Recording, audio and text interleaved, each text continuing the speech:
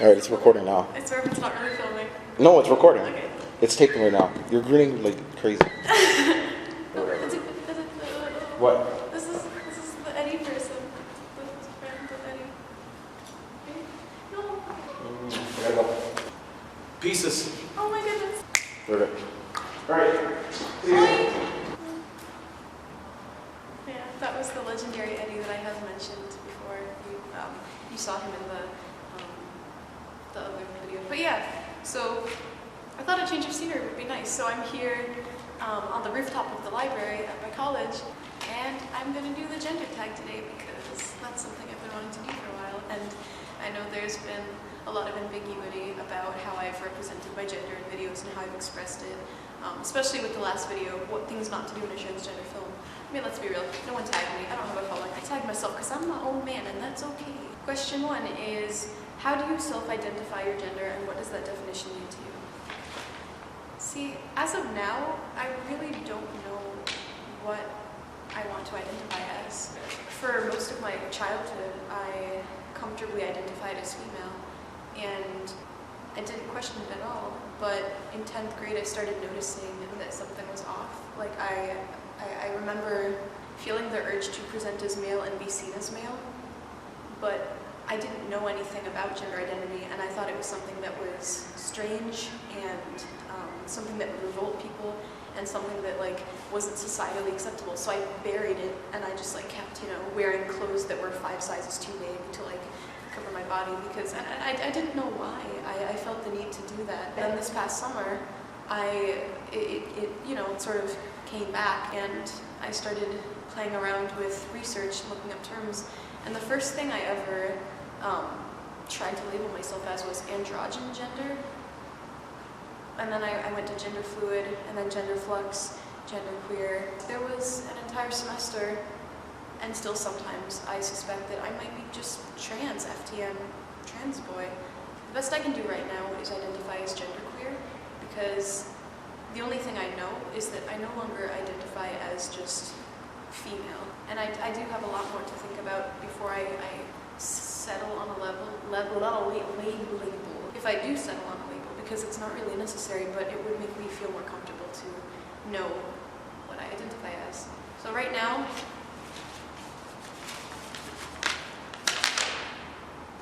I don't know. Question 2 is, what pronouns honor you? I started noticing this semester after I told people about my gender identity discoveries that when people still called me she or her, it bothered me because it made it seem like they didn't acknowledge that part of me. So I've requested that my friends start using gender-neutral pronouns, like they, them, their. So like instead of she went to go get the mail, it would be, oh, they went to go get the mail. And there has been a lot of hesitancy because most of my friends have known me since freshman year as solely female, she.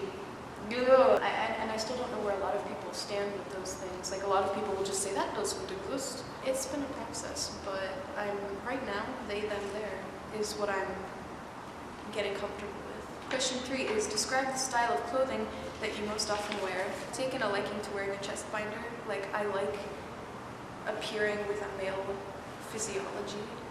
Male. In concurrence with that, I like wearing, shirts with thick fabrics, dark fabrics, stiffer fabrics that are more like less clingy.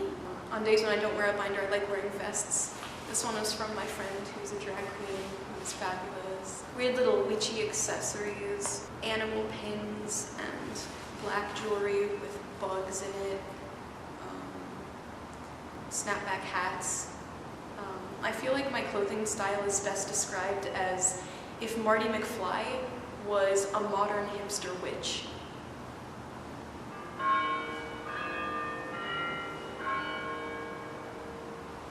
But yeah, even my shoes, I got them because they reminded me of Back to the Future too. Like it's just, I want to be Marty McFly basically. Number 4 is talk about your choices with body hair. How do you style your hair? Do you have facial hair? What do you choose to shave? Stuff like that. I've been cutting my own hair for the past 3 years. I like to keep it short and strangely asymmetrical. I do feel self-conscious about my facial hair sometimes, but I've gotten I don't feel a need to bleach it or shave it. It's a natural part of me. Like, I was born with it and I'm starting to get comfortable with it. And as an actor, choosing to do film with my facial hair is something that I feel is important because I'm trying to change beauty standards for female-bodied actors in film and television. That's one of the reasons I don't, but also I'm just, I don't feel the need to. I don't shave any of my body. I'm comfortable with it. Number 5 is talk about cosmetics. Do you wear makeup? Do you paint your nails? What types of soaps and perfumes do you use, etc.? Sometimes I wear makeup. I like to wear liquid eyeliner, do like basic cat eye, sometimes concealer. The soaps and perfumes I use are very hippie-ish. I come from Woodstock in the Catskills, where like my mom raised us being like super organic, super natural, like go play in the garden type of thing. So like the deodorant I buy is literally natural salts and water in like a spray thing, and it works really well. The soaps I use are locally made in Buffalo. They're like these handcrafted like goat milk soaps that smell amazing and fresh and cinnamony. My scents that I use, the oils, my friend Eddie calls them my potions because they come in these little glass bottles. I like to smell like Halloween. I like smelling like cinnamon and gingerbread and pumpkin. I'll put a link to these things in the description below because if you want to smell like a gingerbread man cookie, this is your time. Number 6 is, have you experienced being with misgendered? If so, how often? Before I started, before my friend started helping me correct people, I got misgendered an average of 30 times a day. But now that I've grown more adamant about it and started standing up for my gender-neutral pronouns, my friends have started sticking with them. And again, it's a lot easier for my newer friends who haven't known me for 2 years because it's easier for them to change. But yeah, now it's at an average of like 10, 20 times a day, which is still a lot, but opposed to like the average 30 to 50 times before, it's much better. Number 7 is, do you experience dysphoria? How does that affect you? See, this is hard for me to gauge because everyone describes dysphoria in such different ways. But what I feel is definitely describable as dysphoria.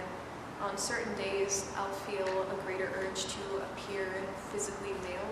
And on those days, you'll see it in how I dress. And I also become depressed more when I'm dysphoric, especially when I get misgendered on those days. I think the worst it's ever been was last semester.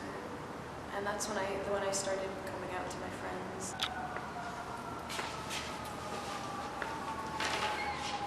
But yeah, I would definitely be interested in having children. I sometimes imagine carrying a child, and I think that is an experience I would like to have in this lifetime. Despite whatever I decide my gender is, I would love to raise and have children. In terms of being the primary caretaker, that's tricky because if I am going to go places with my acting career, primary caretaker is not going to be a possibility. Number 8 is talk about money. Is it important for you to provide for a family financially? Is it important to you that you earn more than a partner? Do you prefer to pay for dates? Are you comfortable when others pay for you? It would be important for me to provide for my family. Even now, like a big goal of me ever becoming popular as an actor is to give my mom money because raising the 5 of us on her own, we're just broke all the time. And I want to be able to support the people that I love and give them the comfort that they need and deserve. In terms of earning more than a partner I might have, it's not important to me at all. Like, I'd be fine being jobless or freelance acting while my partner was, the CEO of Stark Industries. Like, I'm totally down with that. Do I prefer to pay for things like dates? See, I've never been on a date, ever. But my heart says yes, but my wallet says no. Am I comfortable when others offer to pay for me or pay for me? Yes. Like, you saw my friend, that sweet little cookie of a man, wonderful person. He offers to pay for food and stuff all the time, and I'm always like, no. I feel like, we're all broke, we're all in college, and like, when people pay for me, I feel like I'm taking something that they need, especially when it's someone I'm that close to and love that much. Even if it's food or something I really need, I always feel bad about it. But then when I offer to pay for other people, and they react the same way, I'm like, how dare you, let me pay. Let me be a wench. Number 10 is, anything else you want to share about your experience with gender? Especially if you have a lot going on in life already, college, career. Like Like I was just in a commercial, and I'm in 6 different classes. I'm a dancer. I'm going to be a paid professional singer on Sunday, and then still trying to cope with like, what am I and what does that mean, is really stressful. So what I've learned is just don't take yourself too seriously. Like honestly, just have fun with it. Wear makeup with very masculine clothing, or you know, if you're someone who is biologically male, you know, wear beautiful dresses and skirts and live your dreams and be a magical elf of the non-binary force that is life. Anthropology has proven that gender is literally a social construct. Like we are born into biologically sexed bodies, but the souls that live and breathe within these bodies and move around in this world can't be expected to behave under a certain code of dress, behavior, and standards based on their physiology. We're born into different binary genders for the sake of the reproduction of our species. But who we are inside of these bodies does not have any correlation at all. Take your time and have fun. You know, we're all here being little dorks on this planet, and be a happy dork. I filmed this video, this entire thing, yesterday, but it was blurry, so I couldn't use it. And I cried. I actually filmed the entire 3rd episode of Cosplay Girl 2 years ago, and I only need one more shot before I can post it. So, I'm sorry. Bye.